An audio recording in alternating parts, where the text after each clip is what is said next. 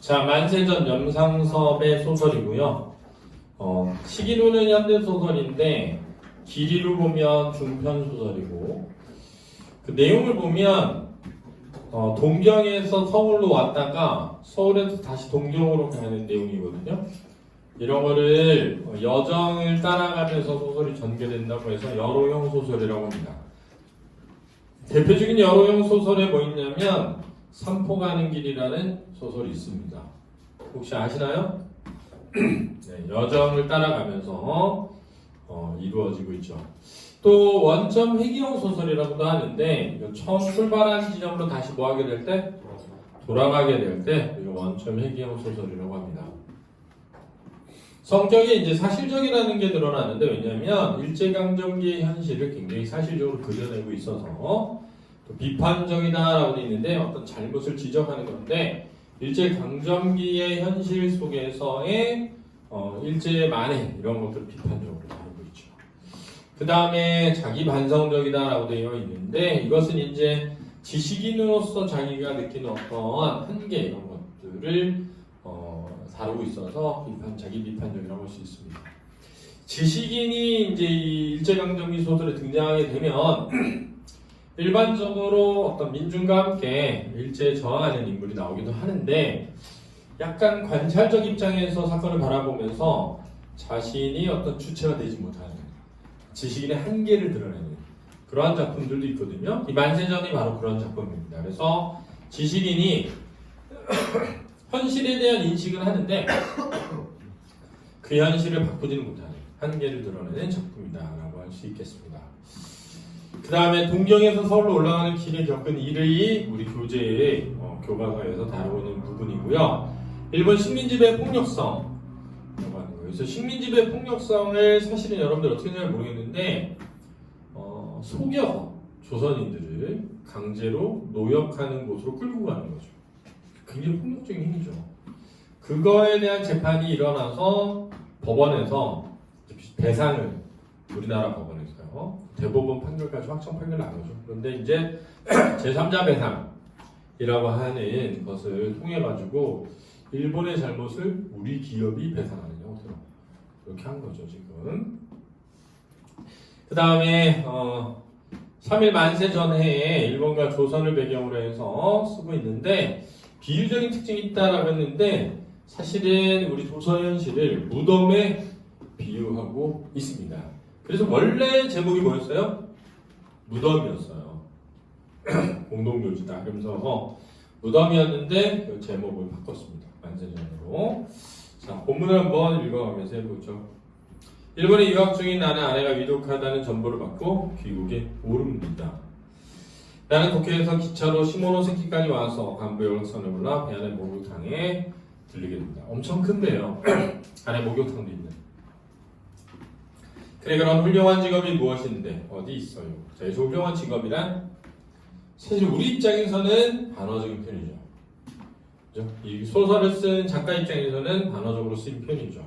왜냐하면 조선인 노동자들을 속여서 일본에 끌고 가서 강제 노역을 시키는 거죠. 아주 엄청 저렴한 금액만 주고 노동을 시키는 겁니다. 그렇죠? 이해됐지? 이번에는 그 시골자의 동행인 듯한 사람이 가만히 듣고 있다가 육탕에서 시뻘겋게 달아오른 몸뚱아리를 무거운 듯이 끌어내리며 물었다.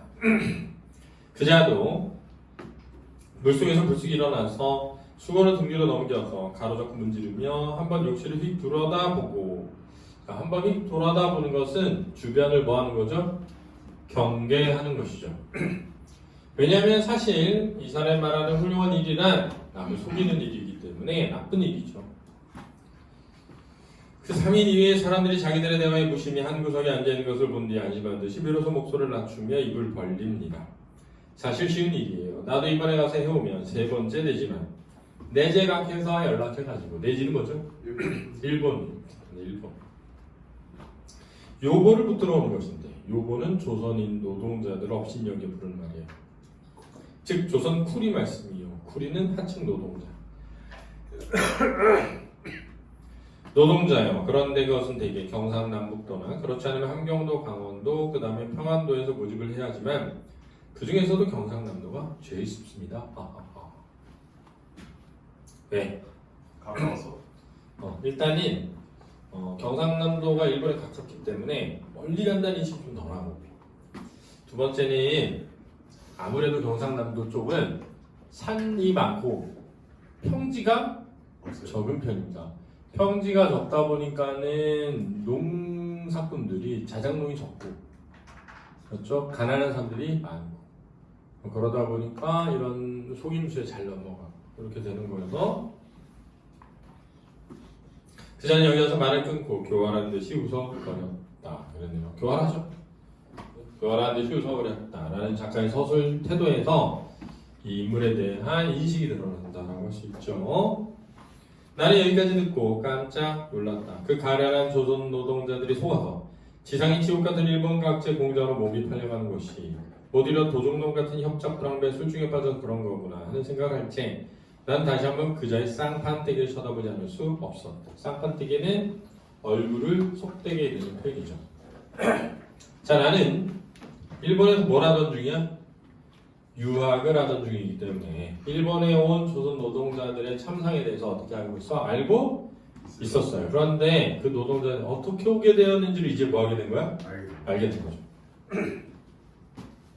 그죠?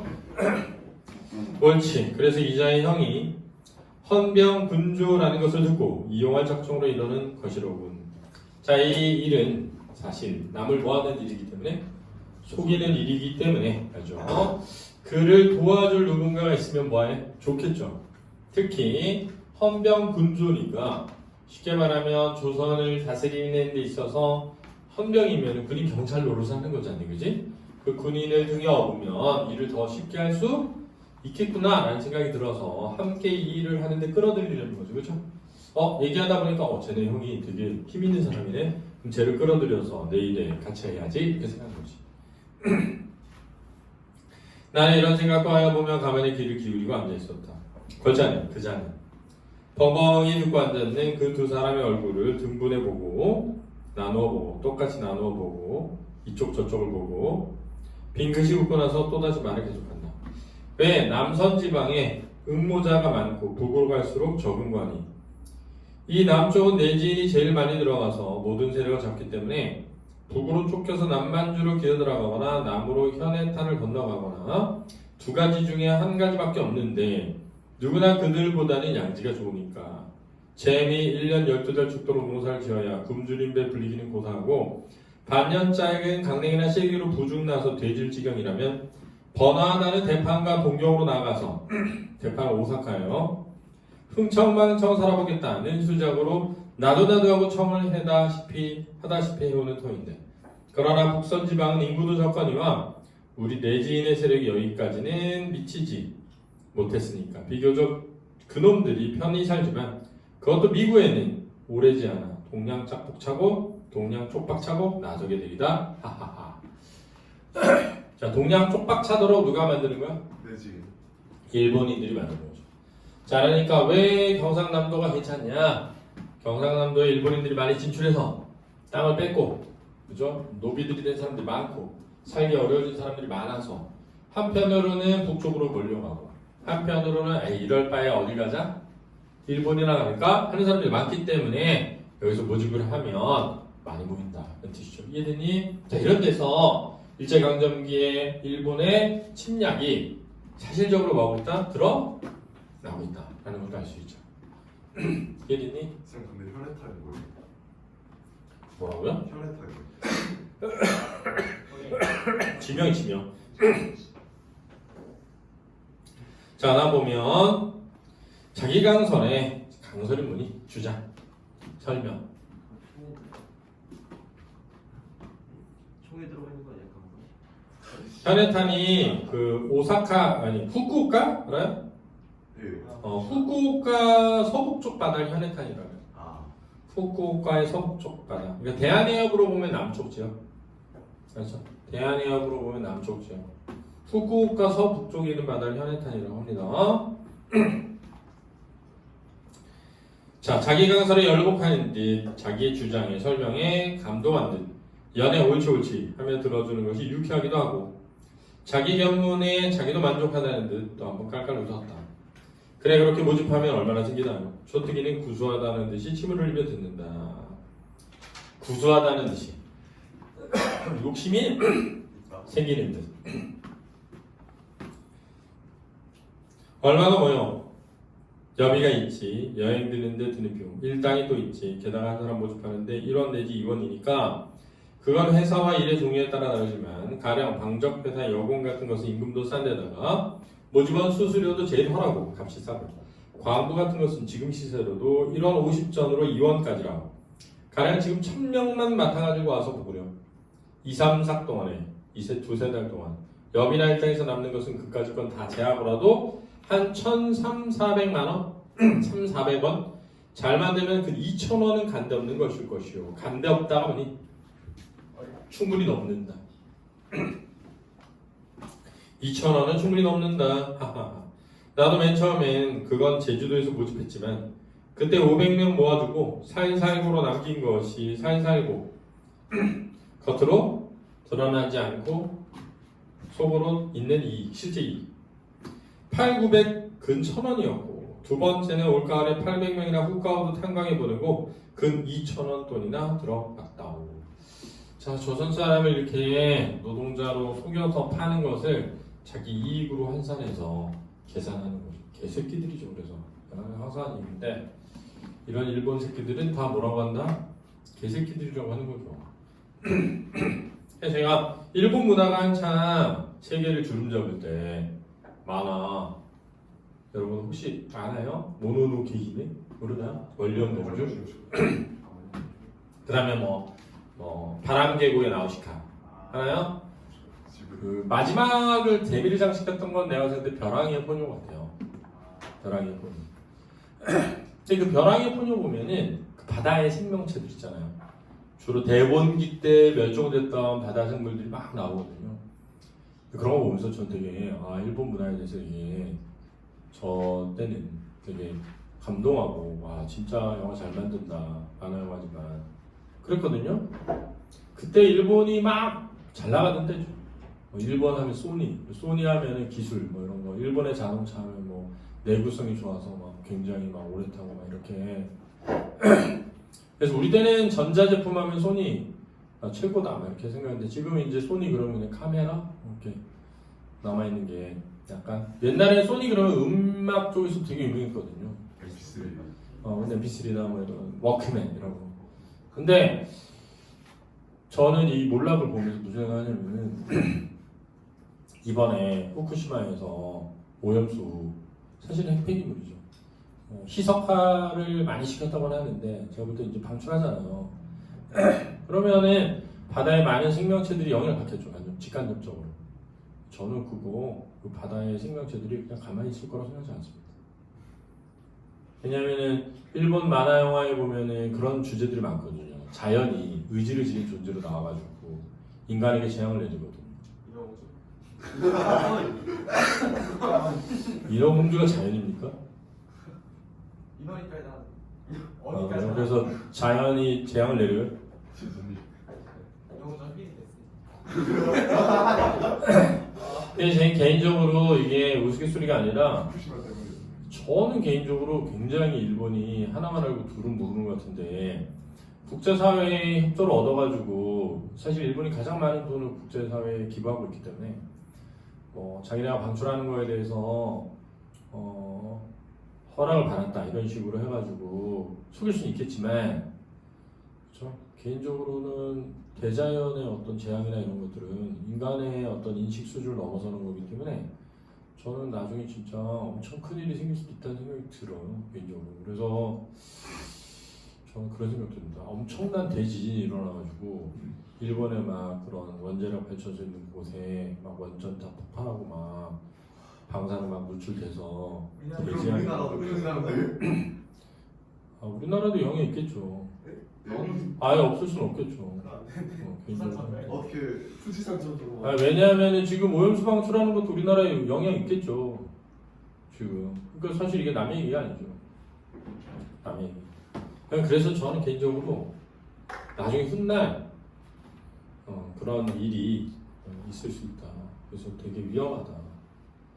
내 생각은 개인적으로 합니다. 그래서 일본이 정신 차리고 다른 대안을 빨리 찾아서 이 해양 생명체에 미칠 엄청난 영향을 줄이는 게 저는 일본을 위해서도 좋다고 생각하는데 모르죠. 안 하겠죠. 그죠? 근데 이것도 보면 이런 거죠. 내가 늘 얘기하지만 일본을 이렇게 속여서 우리나라 사람들 끌고 가지고 개고생시키고 월급도 진짜 조금 주고 강제 노역시키고 그게 군함도잖아요. 네. 그래서 군함도를 무슨 국제문화유산에다가 뭐 등재시킨다는 거 아닙니까? 그래서 그 군함도에 있었던 역사적인 일을 반드시 집어넣어야만 등재할 수 있도록 이렇게 했잖아요. 그게 영화에 나온 거잖아요. 엄청난 조선인들의 피해 속에서 만든 것들이죠. 그러니까 가해자는 원래 피해자만 없으면 자기네가 되게 가해 역사를 지을 수 있다고 생각하는 착각을 합니다.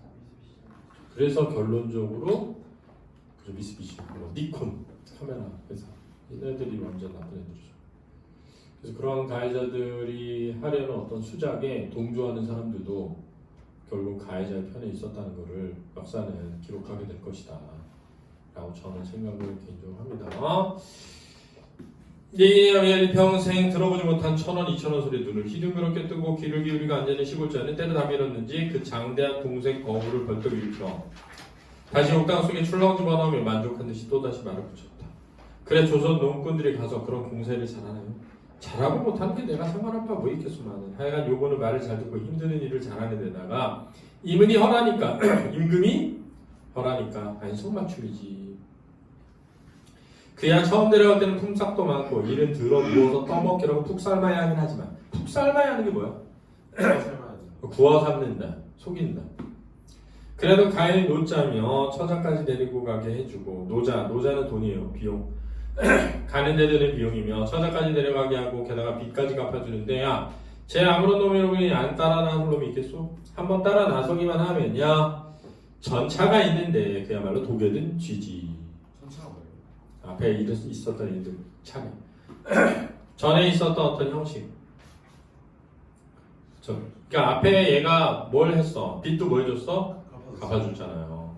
또 여비도 줬잖아요. 처자식도 데려가게 했잖아요. 그러면서 그냥 다 해준 게 아니라 다 적어놔요. 다 적어놨는데 가가지고 나 너 일 안 하고 갈래요. 돼? 안 돼? 안 되는 거지. 근데 보통 이런 그 창녀촌이나 이런 데서 예전에 일하던 여자들도 보면 처음에 돈을 빌려줘요. 마음씨 좋은 척. 돈을 막 빌려줘. 그런 다음에 이 사람이 너 여기서 일해가지고 갚으면 그만 갚아. 이렇게 꼭 속여. 그런 다음에 어떻게? 한 달에 이자를 꼬박꼬박 매겨 거기다가. 그렇지? 그런 다음에 선심 쓰듯이 해가지고 계속 빚이 늘어나. 이자에 붙잖아 계속. 그렇지? 그러면 영영 뭐 하게 돼? 못 벗어나게 되는 거지. 불법 아니에요? 불법이죠. 근데 사치를 잡을 수가 없잖아. 그러니까 이게 사실 나쁜 놈들이 하는 패턴이죠. 이게.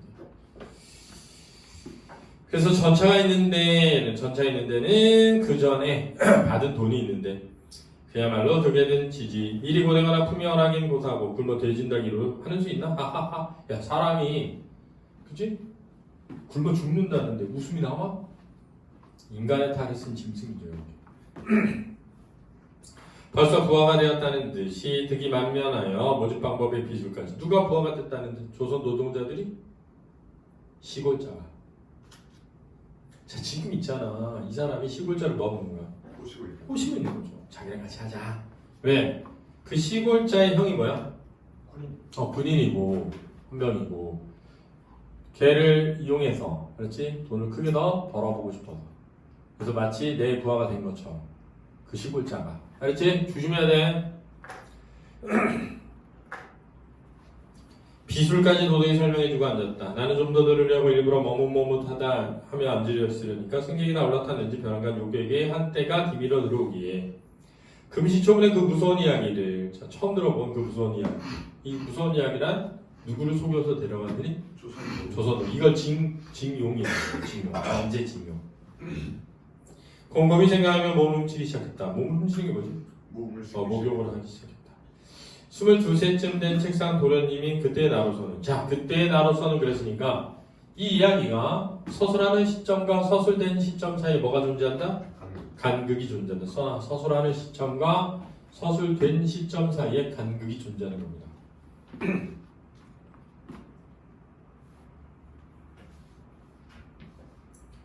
자, 이렇게 책상 도련님을 뭐라 그러게? 백면 서생이라고 하죠. 백면 서생이 뭐야? 책만 읽어서 얼굴 뭐하다? 하얗다. 햇볕 본 적이 없다. 밖에 나가서 세상 무척 모른다. 이런 뜻이에요.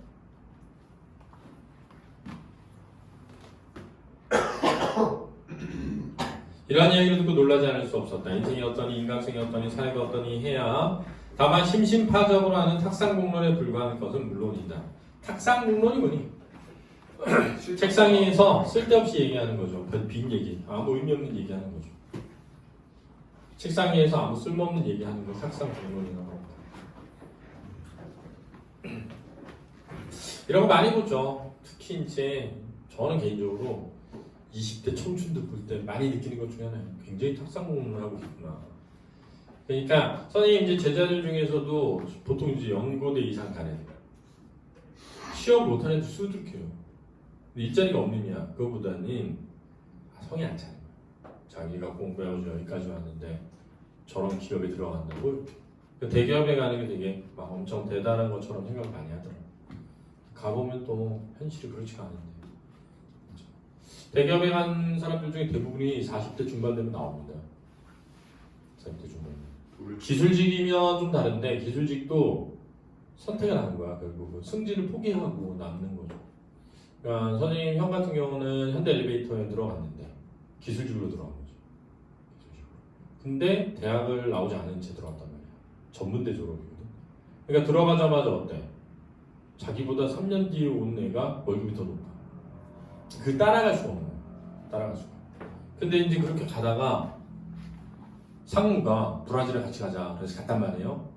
브라질에 갔는데 상무가 다시 돌아오면서 우리 형한테 너가 상무 대신 보호를 해라. 그래서 부장인데 그 직급은 부장이고 급여는 상무급으로 받는데 남았어요.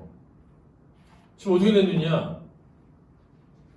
형이랑 같은 해에 입사한 사람들 중에 남은 사람이 없어. 다 나갔어. 50대니까 이제 50대 초반이니까.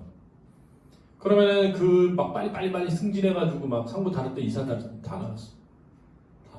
왜요? 승진하고 끝이지. 승진하고 이제 간부급이 되면 보통 계약직이거든. 2년 계약직. 2년 계약직. 밑에서 계속 들어오는데. 승진을 왜 해요? 안 하고 싶으면은 그냥 남는 거죠. 그렇죠. 근데 이제 일반적으로 문과 나와서 힘들고 이과에서 자기의 완전 확고한 기술. 선생님 형 같은 경우는 설계를 워낙 잘하니까 엘리베이터 설계를. 그러니까 이제 남아있는 거죠. 기술이 뛰어나니까. 근데 그런 것도 자기보다 더 뛰어난 기술이 있는 사람들이 들어오면 자기가 위태로운 거죠. 생각해봐. 밑에 있는 애가 더 싸고 똑같이 하는데 위에 있는 사람을 똑같은 가격에 주겠냐고. 이제 그러니까 사실 개인적으로 생각할 때는 이미 그런 건 없어요. 평생 직장 이런 건 없어요. 우리 사회가. 없었다고 봐. IMF 이후로. 그래서 개인적으로는 IMF가 되게 큰 변곡점이었어 우리 사회에. 그래도 중소기업보다 안정적이라서. 그렇죠. 근데 안정적으로 생각을 하죠. 그러니까 밖에서 보니까. 그래서 탁상공론이라고 하는 거예요. 밖에서 바라보면서 그게 되게 안정적이라고 느끼는 거죠. 그러니까 저도 개인적으로 생각할 때는 뭐하러 저러나 그런 게 싶은데 애들이 결국 어떻게 돼? 졸업하고 한 2년 준비하다가 대학원 갑니다. 왜? 뭔가 자기 불안해요. 직장을 못 구하고. 그럼 2년 정도 지났을 때 대학원에서 대학원 가요. 또 그 대학원에 열심히 돈을 갖다 바쳐. 그래서 논문 써. 안 되면 유학 가. 열심히 돈을 바쳐. 그렇게 되는 거죠.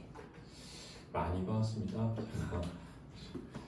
그래서 내가 여러분들한테 그런 걸 알려주는 게 아니라 인생은 그냥 부딪히는 거예요. 두려워하지 말고. 아니 중소기업을 취직하든 뭐 자기가 스타트업을 뭘 하든 상관없는데 저는 개인적으로 내가 어떻게 살 것인가는 고민을 좀 많이 해봤으면 좋겠다. 그냥 되게 머릿속으로만 생각하는 게 아니라 부딪혀보고 대학 가면 뭐 동아리도 많이 가입하시고 알바도 많이 해보시고 직접적으로 어떤 일도 해보시고 경험도 해보고 그 다음에 이제 좋은 사회가 올지 모르겠는데 만약에 여러분들이 대학 갔을 때 남북관계가 많이 개선되면 개인적으로는 북한에 이제 대학과 결연을 맺어가지고 봉사활동 같은 거 단체 조직해서 가가지고 봉사활동하고 하는 거 하면 굉장히 좋다고 생각해요. 왜냐면은 북조선 같은 경우는 변화가 거의 없기 때문에 관리직들이 변하지 않아요. 그리고 사실은 기회가 굉장히 많은 곳이거든. 기회가. 왜냐면은 이제 거의 몇 개 안 남은 발전의 땅이에요.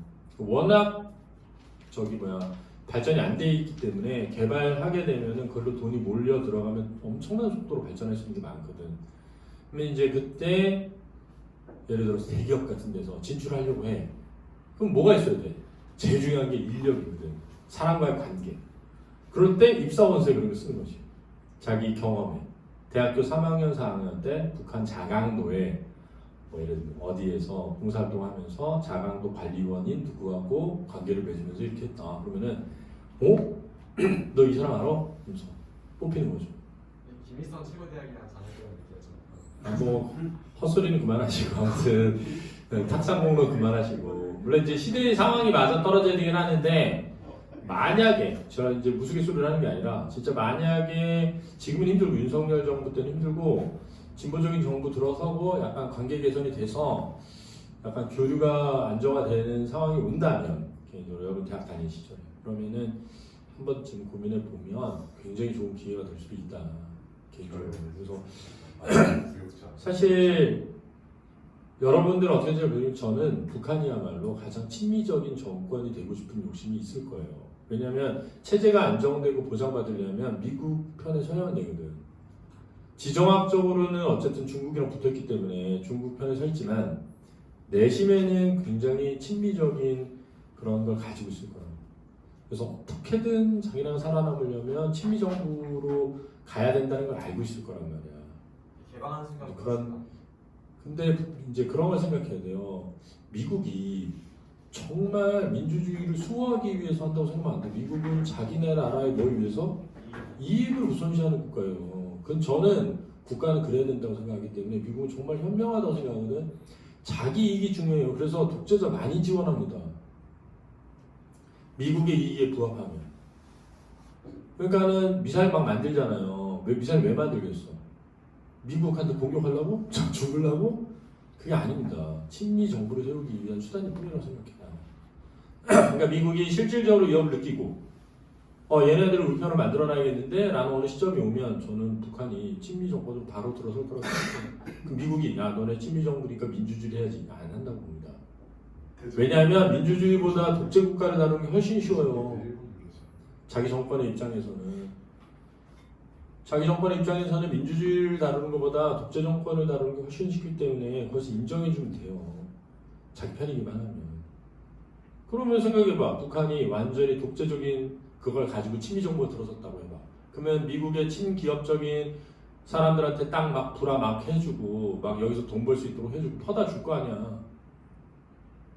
그러면 그게 미국 의회나 이런 데에다 엄청난 이익이 되는 거죠. 그냥 역사를 모르면 떠들지 마시고 역사를 보시면 알죠. 칠레의 아엔데 정권 친미 정부 아닐 때 어떻게 했습니까? 민주주의적으로 정부 들어섰는데 침공해가지고 다 무너뜨린 거예요. 왜냐면 미국 기업들이 쫓겨나게 됐으니까 그곳에서. 그래서 군부 독재 정권 지원한 거 아닙니까? 그러니까 내가 생각할 때는 미국은 머리 잘 굴리는 거예요. 지금 중국이랑 싸우는 것도 사실은 중국이 경제적으로 미국이 위협이 되니까 지금 엄청 싸우고 있는 거죠. 그러니까 제가 생각할 때는 기회는 있다. 여러분 모르겠지만 기회는 있다. 그래서 혹시 나중에 그런 상황이 오게 되면 한번 암울하죠 지금. 왜냐하면 내가 볼 때 문재인 정권 때는 약간 가능성이 있었는데 윤석열 정부 들어오면서 완전 지금 이념적으로 갈라져 있기 때문에 외교를 그래서 개인적으로 되게 지금 힘들다고 봐요. 여러분 때도 힘들 것 같은데 어쨌든 만약에 오게 되면 기회가 온다면 우리에게 남은 기회는 무엇일까? 대한민국에게 하나는 문화 콘텐츠, 하나는 북한 개발 두 가지라고 생각이 되고 북한 개발될 때 많은 인적 자원이 필요할 것이다. 우리나라의 고급 물적 자원이다. 그게 들어갈 수만 있으면 제가 생각할 때는 마치 한국 전쟁을 등에 업고 일본이 경제 성장한 거죠. 사실 우리나라는 베트남 전쟁을 등에 업고 경제 성장한 거고 이제 남아 있는 거는 이제 북조선이 개방을 할 때 여러분들이 싱가포르 있잖아요. 싱가포르를 북한은 가장 좋아해요. 왜? 독재 자본주의거든. 그러니까는 북한의 롤모델은 싱가포르라고 생각해요. 그러니까는 싱가포르에 가서 회담한 거고 싱가포르에 가가지고 독재인데 자본주의를 얼마나 좋겠어. 북한의 인민을 생각하겠니? 자기 가족들의 정권의 유지를 생각하지. 제가 볼 때는 뭐 그런데 헛소리 그만하시고 자 손까지들 그런 거 없잖아요. 그 다음 가볼게. 내가 헛소리 했다는 거야. 자 하지 마세요 그냥. 그 다음 보세요. 다만 심시파적으로 탁상공론에 불과할 것이다. 아버지나 그렇지 않으면 꽃배기도 보지 못한 조상 덕택으로 공부자나 얻어하였거니와 누가?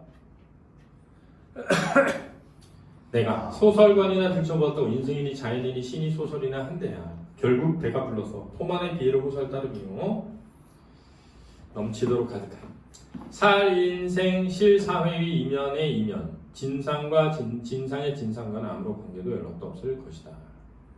그러니까 뭐 실제로 막 정말 비참한 처지에서 노동을 해보지도 않은 사람들이 노동을 두려워하죠. 내가 저렇게 살 수 있을까? 이런 생각 늘 한단 말이에요. 사실 해보면 다 할 수 있는데 그런 생각하죠. 그래서 저는 이제 대학 다닐 때 온갖 알바를 다 하면서 느낀 건데 저는 그런 생각을 해요. 만약에 내가 망하면 그래도 내가 노동해서 살면 되는데 대신 먹고 싶은 거 못 먹고 입고 싶은 거 못 입는 거죠. 집도 좋은 데도 데서 못 살고 밥도 맛있는 거 못 먹고 차도 좋은 차 못 타고 근데 그러면 돼요. 근데 그걸 감당하는 게 어렵습니다. 자기가 잘 살다가 못 사는 게 제일 힘들어요. 제일 힘들어요. 내가 누리고 싶은 걸 누리고 싶으니까. 그러니까는 부모님 곁에서 떠나고 싶지가 않죠. 대학에 갔으면 어른이니까 집을 나가야 되지 않겠니? 제가 대학 가서 제일 잘한 게 뭐였어요? 가출. 엄마가 전화해가지고 잠은 집에서 자야 되지 않니? 그때 내가 엄마한테 한 말 했지. 엄마 저 어른이에요. 제가 알아서 할게요. 너 등록금도 네가 알아서 할 거예요. 그래가지고 예를 들면 공부해서 장학금 받고 부족한 걸 알바해서 채우고 그럼 되죠. 그러면 그리고 엄마한테 또 얘기했어. 바로 가서 엄마 저 결혼해야 되니까 한 2달 뒤에 결혼할 거니까 알고 계세요. 돈은 어디 있니? 빌리면 되죠. 그 빌려서 한 거야. 빌려서 뭐 누가 집을 구해주고 그런 게 무슨 의미가 있겠어요. 사실은. 그러니까 여러분들도 잘 생각해보세요. 아 나 집도 없는데 결혼 어떻게 하지? 그러니까 있잖아. 그럼 그런 여자를 만나는 거야. 집이 있어야만 결혼하는 여자. 그렇죠. 집이 없어도 결혼할 수 있는 사람 만나면 되지. 그지? 근데 왜 세상에 물들어가지고 집 없이 결혼하면 안 된다는 생각을 하냐고. 그냥 머릿속으로만 하는 거죠. 머릿속으로만. 자, 그래서 뭐라고 했느냐. 그러고 보면 지금 내가 하는 것, 이로부터 하려는 일은 결국 무엇인가 하는 의문과 불안을 느끼지 않을 수가 없었다. 1년에 12달 죽도록 애쓰고 반년장을 시래기로 목숨을 이어나가지 않으면 안 되겠으니까. 이게 바로 조선 농민의 참혹한 현실이죠. 하는 말을 들을 때 그것이 과연 사실일까 하는 의심이 날만큼 나는 귀가 번쩍했다. 그러니까 세상에 눈을 뜬 거죠. 야비한 세상, 비참한 세상. 나도 8, 9세까지는 부모의 고향인 충청도 촌 속에서 자라났고 그 후 1년에 한 번씩은 촌락에 발을 들여놓아 걷지만 설마 그렇게까지 소작이는 생활이 참혹하리라고는 꿈에도 들어본 적이 없었다. 시를 짓는 것보다 밭을 가려고 한다. 그러나 밭을 가는 그것이 벌써 시간이냐. 사람은 흙에서 나와 흙으로 돌아간다. 흙의 방순한 냄새에 취할 수 있는 자의 행복이요. 흙의 부국한 생기야말로 너 인간의 끊임없는 생명이니라.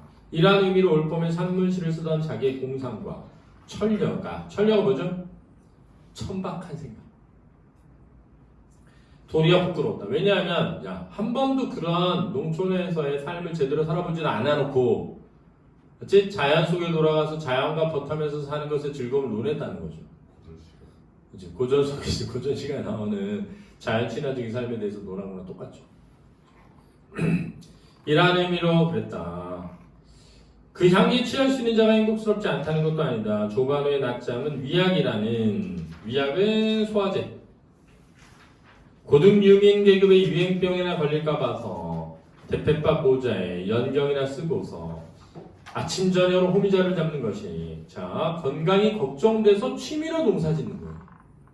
건강이 걱정되어서 유행병에 걸릴까 봐서 대패밥 모자에 연경 쓰고 아침 저녁 호미자를 잡는 것 농사일을 하는 것 행복스럽지 않고 시적이 아니라는 것이 아니다. 그러나 저러나 1년 12달 우마 이상의 죽을 고역을 다하고 소나 말처럼 그러고도 시래 기둥에 얼굴을 붓는 것도 시일까? 시에 대한 성찰이죠. 시에 대한 성찰이죠. 자, 잘 들어봐. 자기가 쓴 시에서는 사실은 진짜 농촌에서 고생하면서 살아가는 삶이 아니잖아, 그지? 그러니까는 사실은 좀 있는 집 자식이 건강 삼아 농사일을 하는 그런 식의 시잖아. 그치? 그런데 그런 시들이 행복하지도 않고 시적이지도 않다라는 게 아니라 그것도 행복일 수 있고 시적인데 진짜 농촌에서의 삶과 같은 이런 고달픔도 시가 될 수 있을까라는 거죠. 그렇죠? 시에 대한 의미요. 시에 대한 진정한 성찰이죠. 시에 대한. 근데 저는 개인적으로 그런 것도 시가 될 수는 있으나 사서 보는 사람 없을 것 같아요. 인간은 사실 그런 진짜 현실을 보고 싶지 않습니다. 그러니까는 드라마나 영화 속에도 보면 진짜 비참하잖아. 그럼 진짜 좀 보기가 싫어, 불쾌해져. 그래서 있잖아, 뭐 예를 들면 막 민중을 위한다 당이 안 찍어주고 싶어요. 안 찍어주고 싶어요, 사실은. 왜? 현실은 너무 비극이니까. 현실은. 그러니까 원래 자기의 계층 계급보다 더 높은 계층과 계급의 당에 지지하게 되는 성향이 생깁니다. 인간 누구나. 내가 사실 지금은 거기 있어도 더 나은 삶 꿈꾸기 때문에. 더 나은 삶. 그래서 아무리 이 세상이 진보화 되어도 보수화될 수밖에 없어요. 사실은. 그러니까 북한 가장 보수적인 곳이죠. 내가 볼 때는 가장 보수적인 곳이죠. 우리나라 엄청 보수적이죠. 사실은 뭐 김대중 대통령이든 노무현 대통령이든 문재인 대통령이든 당선되던 때 보면 보수표가 훨씬 더 많았습니다. 갈라져서 그렇지. 우리나라에도 그러기 어려워요. 사회가 되기가. 사실 어렵죠. 그러니까 안 되겠죠. 시여도 누가 사서 보겠습니까? 그거를 안 보겠죠. 그들이 삼복에 끌려냈던 채 손등대며 소비자를 놀릴 때 누가 진짜 노동자들이 농민들이 그들의 행복을 느끼는가? 그들은 흙의 노예다. 자기 자신의 생명의 노예다. 먹고 살기 위해서 일해야 되니까 생명의 노예인 거예요. 그리고 그들에게 있는 것은 다만 땀과 피뿐이다. 그리고 굶주릴 뿐이다. 그들이 어머니의 뱃속에서 뛰어나오기 전에 벌써 확정된 유일한 사실은 그들의 모공이 막히고 혈청이 마르기까지 흙에 그 땀과 피를 쏟으라는 것이다. 태어날 때부터 진짜 그렇죠? 여러분들 진짜 부모님이 학교 보내주고 학원 보내주고 진짜 행복한 줄 알아야 되는 거죠. 그치? 그래야 10방울의 땀과 100방울의 피는 하늘의 나락을 기른다고 하지 않았는가. 그러나 그 하늘의 나락은 누구 입으로 들어가는가? 그들에게 지불되는 보수는 무엇인가? 자, 누구 입으로 들어가는가? 사실 누구 입으로 들어가? 부자들, 지주들, 가진 자들. 주인만이 무엇보다 확실한 그들이 받을 품삯이다. 그러니까 사실은 그렇게 노동하고 받는 돈이 너무 적기 때문에 결국 받는 것보다 굶주림자 이거죠. 그렇죠? 나는 몸에다 훔치고 옷 입는 터전으로 나왔다. 옷 입는 터전은 뭘까? 탈의실 같은 데죠. 나는 사람 드는 사람, 나가는 사람 들어오는 사람, 한참 복잡되는 틈에서 부려놓게 양복까지 꿰매 섰으려니까 어떤 보지 못한 친구가 문을 반쯤 열고 중종모로 쓴 대가리를 불쑥 내밀며 황당한 안색으로 방을 둘러보더니 실례하시다만 여기 이인하라니 계십니까? 하고 묻는다. 네, 나요. 왜 그러고? 나는 그자 앞에로 두어 발짝 나서 이렇게 대답했다. 벌자는 한참 찾아다니다 겨우 만난 것이 반갑다는 듯 빙글빙글 웃으며 문을 활짝 열어서 치고 서서 이리 좀 나오라고 명령하듯이 소리친다. 학생복에 망토를 두른 체격이며 제 딸이 유창하게 한답시는 일어의 어조가 묻지 않아도 조선 사람이 분명하나 그래도 짓궂게 일어를 사용하고 도리어 자기의 본적이 탄로날까봐 염려하는 듯한 침착하지 못한 행색이 나의 눈에는 더욱 수상쩍기도 하고 근질근질해 보이기도 하였다. 나의 성명과 그 사람의 어조를 듣고 우리가 조선 사람이라는 것을 짐작한 여러 일본인들의 시선은 나에게서 그자에게서 나에게로 올지갈지하는 모양이었다. 왔다 갔다 하면서 우리 쳐다보는 거죠. 말하자면 우리 두 사람은 일본 사람에서 희극을 연작하는 앵무새 격이었다. 자조적 희화화라고 해요. 자조적 희화화. 야, 이게 그래도 얼굴색이나 똑같은 동양인이어서 그나마 이런 거지. 서양인들 앞에서는 더 그럴 수 있죠. 무슨 이야기인지 할 말 있거든 여기서 하고요. 나는 긴가 민가 하며 역시 이러로 대답하였다. 기연가 미연가 본말이에요. 하여간 일이 좀 나오시오. 말씨가 벌써 그러한 종류의 위인인 것을 의심할 여지가 없다고 생각하는 나는 그 언사에 오만한 것이 위선은 우선이야. 귀에 거슬려서 다소 불쾌한 거죠. 그럼 문을 닫고 나가서 기다리오 하며 소리를 지르고 다시 내 자리로 와서 주섬주섬 옷을 마저 입기 시작했다. 여러 사람이 경멸하는 듯한 시선. 왜? 조선. 조선인이라서 여전히 내 얼굴에 거미줄 들이듯 어리는 것을 깨달았다. 더구나 아까 이야기하던 세 사람이 누구죠? 조선 노동자 모집원하고 시골 사람의 동의. 일끔일끔 견늘지라는 것이 분명히 있으나 나는 도리어 그 시선을 피했다. 불쾌한 생각이 목구멍 밑까지 치밀어 오는 것 같을 뿐 아니라 어쩐지 기운이 줄고 어깨가 처지는 것 같았다. 무력감 느끼는 거예요. 옷을 밟고 문 밖에 나오니까 걸자는 맞은편이 기대 웅숭그리고 서서 기다리는 듯한 모양이었다. 미안합니다. 나하고 짐을 가지러 저리 좀 나갑시다. 뒤를 쫓아오면서 애원하듯 말을 붙이는 모양이 아까는 태도가 일변했다. 자, 오만한 자세에서 뭘로? 애원하는 자세로 써봐. 고자세에서 저자세로 오만한 태도에서 애원하는 태도로 댁이 누구길래 어딜 가자 말이오. 참 나는 땡땡 경찰서에서 왔는데 잠깐 파출소로 가시죠. 자기 직무도 명언하지 않고 분명히 말하지 않고 덮어놓고 가자고 한 것이 잘못되었다는 뜻도 하고 한편으로 자기가 일본인 행세한 것이 대신 부끄럽고 또한 나에게 노형이 조선 양반 아니요 하고 탄론화되지 않을까 하는 염려가 있어서 앞이 굽는다는 듯이 공손해진 거야. 언사와 태도는 점점 풀이 죽고 공손해졌다. 이것을 본 나는 도리어 불쌍하고 가엾은 생각이 나서 층계를 늘어니 쳐서 내려오다가 쭉 버려서 서서 내려오다가 걸자의 얼굴 쳐다봤다. 아무 의미 없는 빙글빙글 웃는 그 얼굴엔 어색한 빛이 역력히 보였다. 나는 잠자코 자기 자리로 가서 순탄한 말로 나는 나갈 새도 없고 짐이라고는 이것밖에 없으니 혼자 가지고 와서 조사할 게 있으면 조사하고 갖다 주시오 하고 가방 2개를 드러내서 주었다. 안 돼요 그건. 이 배를 해주셔야 이걸 열죠. 그러지 마시고 잠깐만 나가주세요. 이건 내가 들고 갈 테니. 선실내의 수백 개의 눈은 모두 나에게로 모여들었다. 왜? 자기 혼자만 뭔 조사를 받는 거야? 짐 조사죠. 그죠? 왜? 조선인이라는 이유. 그렇지? 왜냐하면 조선인이 조선으로 돌아가는 지식인인데, 그렇죠? 뭔가 어떤 수상적인 일을 하려고 하는 게 독립운동 같은 지금 의심을 하는 거예요. 여기저기서 수근거리는 소리도 들렸다. 난 얼굴이 화끈화끈해서 더 서 있을 수가 없었다. 창피함과 불쾌함.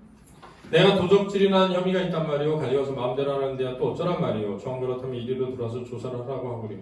배는 떠나게 되는데 나가자는 사람도 염치가 있지. 배 떠나면 어떻게 하자는 거야. 나는 화가 치밀어 올라 이렇게 볼멘 소리를 질렀다. 그러지 마시고 오늘 이 배로 꼭 떠나시게 할 테니 잠깐 나가주세요. 자꾸 시간만 갑니다. 여기서 창피하실까봐 그런 겁니다. 창피하다? 창피? 얼마나 창피하면 여기서 더 창피할까? 그런 사표 볼 것 없이 마음대로 하시오.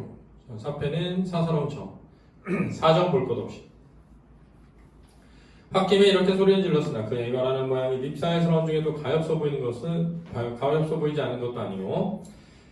어느 때까지 승강이만 하다가는 걸자 말만 따라 이룰 것도 없고 시간만 바락바락 가기 귀에 나가기로 결심하고 옷고 저고리를 집어 입고 나서 어떻게 될지 사람이 몰라. 아까 사가지고 들어온 벤토그릇까지 가지고 왜?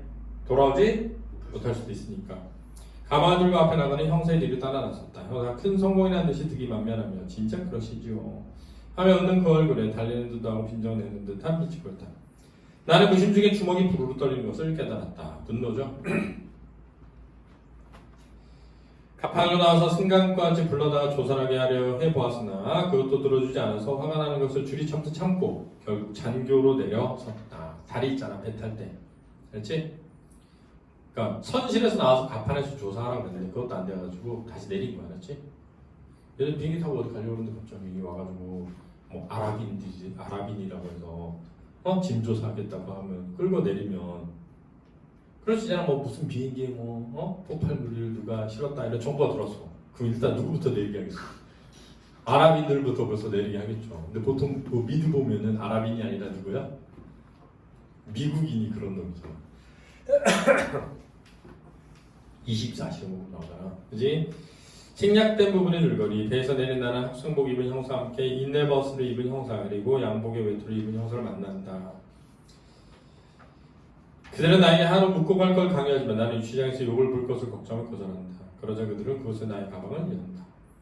어린아이 반 같은 정방향 트렁크를 유리창 그림자가 환히 비치는 화물 사이 밑에다 열어놓고 들쑤시는 동안 검색하는 거죠. 그 옆에서 인내버스 입은 형사. 조그만 손가방을 조사하고 앉아있다. 나는 이 편이 느러니 서 있는 학생복 입은 자와 함께 두 사람의 내 손길만 내려다보고 있었다. 큰 트렁크를 맡은 자는 잠깐 수석수석 하고더니 그 위에 얹어놓은 양복 화복들을 손에 잡힌 대로 휙휙 집어서 내 옆에 선 형사에게 주섬주섬 던져주고 나서 그 밑에 깔려있는 서랍뭉치와 서적 몇 권을 분주히 들쳐버렸다. 조그만 트렁크 속에 소득이 없었던지 그대로 뚜껑 닫아 옆에 놓고 인내버스도 다시 큰 가방에 달려 들여다보고 앉았다가 양복쟁이 본부대로 서적을 하나씩 들여가 보며 일일이 책명을 수첩에 기입하며 앉았다. 가방 속에서 갈팡질팡하는 형사의 내 손은 1분, 2분 시간이 갈수록 가속도로 움직인다. 나는 또 무슨 망령이나 부르지 않을까 하는 불안과 의욕을 가지고 전광에 뻘겋게 반짝이는 양복장의 곁담을 노려보고 섰다. 8눈과 4개의 손은 앞뒤에 놓여있는 트렁크 한 개의 모든 종류로 집중하고 1초간의 빈틈없이 극도로 긴장했으면서도 여덟의 손은 풀로 붙인 듯 아무 입을 벌린 사람이 없었다. 절대 침묵이 한 칸통쯤 되는 컴컴한 골짜기에 미름같이 가득 찼다. 구름처럼. 비유적 표현이고 묘사죠. 비릿한 해기를 품은 찬이찬 저녁바람이 이런 것도 묘사해요. 귓가로 솔솔 지날 때마다 바삭바삭하는 종이장 구기는 소리밖에 나게 들리지 않았다. 그보다 큰 배의 짐시는 인별 소리도 잔교 밑에서 부딪히는 출렁이는 파도 소리도 아마 이대선의 귀에는 들리지 않을 것이다. 왜? 집중하고 있기 때문에 긴장된 분위기고요. 무겁고 찌뿌듯한 침부 속에 으릿한 불빛이 쌓여서 서고 앉고 하여 꾸물꾸물하는 모양이 마치 바다에 빠진 시체를 건져놓고 검시하는 것처럼 처참하고 비장하며 엄숙해 보였다. 그러나 1분, 2분, 3분, 5분, 10분 시간이 갈수록 나의 머릿속은 귀와 반비를 욱신욱신해졌다. 그새 사람이 일부러 느럭느럭 하는 것은 아니건만 빼앗아가지고 내 손으로 하고 싶을 만큼 초조했다. 나는 참다 못해 시계를 꺼내들고 이제 2분밖에 안 남아서 난 갈대하고 재촉을 하였다. 그제 양복쟁이는 눈에 불이 나게 놀리던 손을 쉬고 소리뭉텅이를 들어보면서 이것만은 잠깐 내가 가다가 보고 댁으로 보내드려도 관계없겠죠? 하고 일어선다. 나는 워낙에 쾌락하였다. 기꺼이 들어줬다. 말이 끝나자마자. 사실 그 속에는 집에서 온 최근에 몇 편지 몇 장과 소설 치고 몇 가지 원고밖에 아무것도 없었다. 애를 써서 기록한 서류라야 원래 나에게 사회주의라는 사자, 레닌이라는 레자는 물론이거니와 독립이라는 독자도 없을 것은 나의 전공하는 학과만 봐도 알 것이었다. 아니 설령 내가 볼셰비키에 관한 서적 몇백 권 가져가나 사회주의 연구하거나 그것은 학문의 연구라 물론 자유일 것이오. 비록 독립사상을 가진 나의 뇌 속을 X광선 같은 것이나 심사법으로 알았다 할지라도 실행이 없는 다음에 조사기로 무슨 소용이 있나. 이러한 생각은 나중에 한 것이지만 그 당장에는 이러한 생각은 나중에 한 것이지만 뭐가 드러나? 서술한 시점과 서술된 시점에 뭐가 드러난다? 간극이 존재한다는 거죠. 제가 대학 다닐 때 대학 앞에서 정경들이 가방 검사했거든요. 사실 불신검문이죠. 불신검문. 왜냐하면은 내가 어떤 행위로서 구체적으로 죄를 저지르지 않았는데 내 가방을 마음대로 열어본다? 말이 안 되는 거죠. 그죠? 그렇잖아요. 사실은 말이 안 되는 거예요. 근데 자연스럽게 보여줘. 폭력이 길들어지고 권력이 길들어진 사람이 그런 겁니다. 근데 대학 다닐 때 이런 사람이 있었어. 아니 나라에서 읽지 말라는 책을 왜 읽냐. 그래서 넌 나하고 이제 앞으로 얘기하지 마라 그랬어요. 하지 말라는 거 안 하는 사람이 인간이야? 그런 게 인간이야? 나는 인간이라고 생각하지 않아요. 저는 개인적으로. 하지 말라면 안 하겠네? 그리고 잘 살아라 그렇게. 그죠? 내가 해보고 그게 좋은 건지 나쁜 건지 생각해 볼 수 있죠. 그리고 중요한 거 이런 거야. 내가 어떤 책을 읽었으면 그 책이 내 사상이 되는 거야? 내 머리를 갈라볼 거야? 내 머리를 갈라서 빨간색 피가 흐르면 빨갱이냐? 그런 게 어딨어. 내가 예를 들면 뭐 구체적으로 폭탄 던졌어. 그럼 처벌하면 되죠. 그럼 니네가 야한 책 읽으면 야한 인간이야?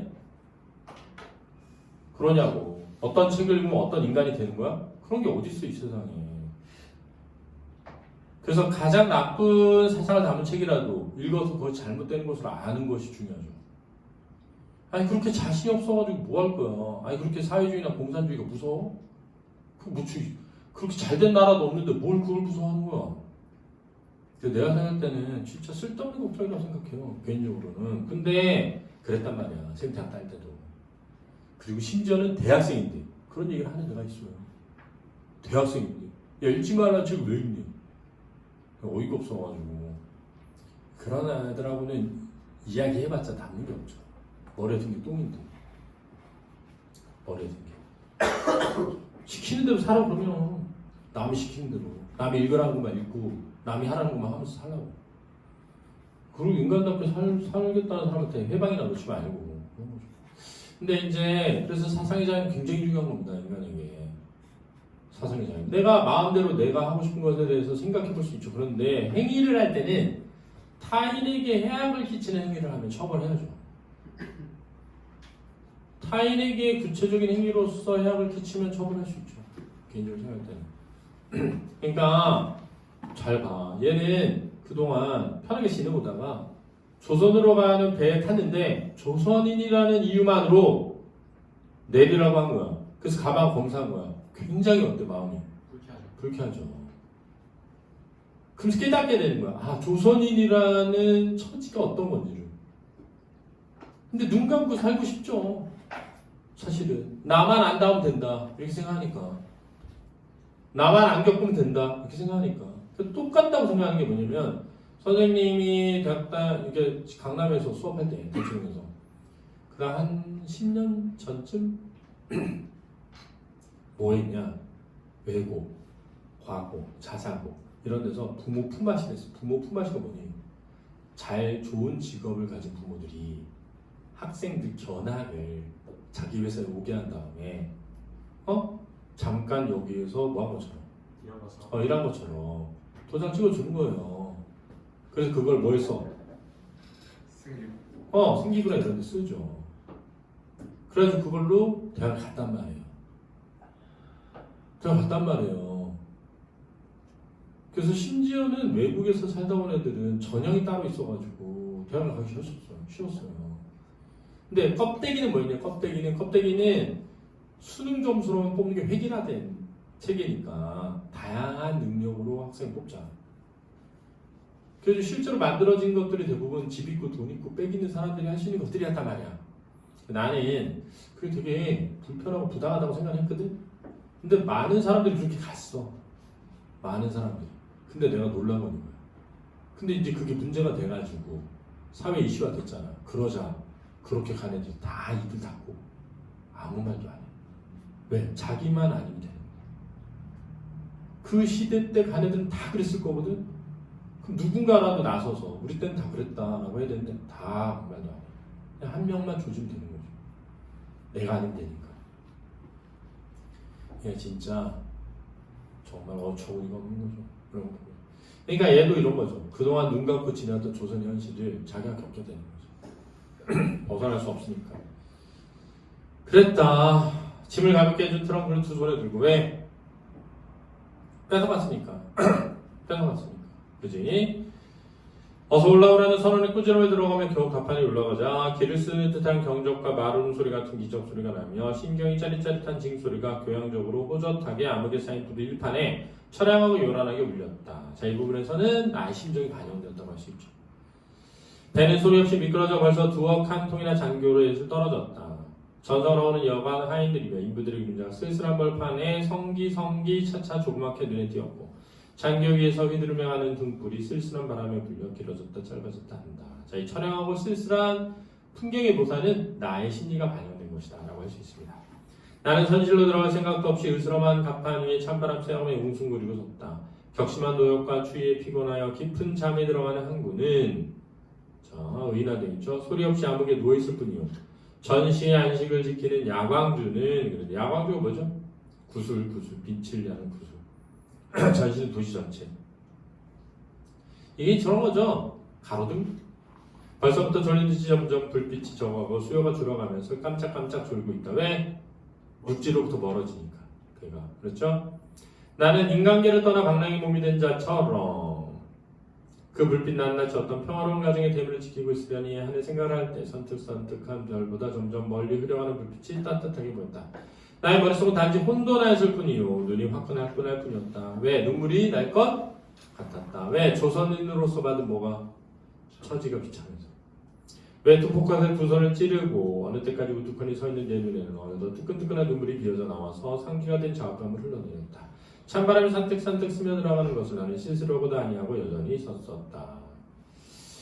그래서 뒷부분에 관비 연락선을 타고 현해터를 건너 부산에 도착한 나는 다시 기차로 올라 서울로 향합니다. 그 상경길에 나는 많은 것을 보고 듣고 직접 겪으며 전에 몰랐던 식민지 현실에 대해 알게 됐는데 나는 그 현실을 뭐와 같다? 무덤 같다고 느낍니다. 서울 집에 도착하고 며칠 뒤 아내는 죽어요. 나는 장례를 치른 뒤 다시 일본으로 돌아가려고 집을 나섭니다.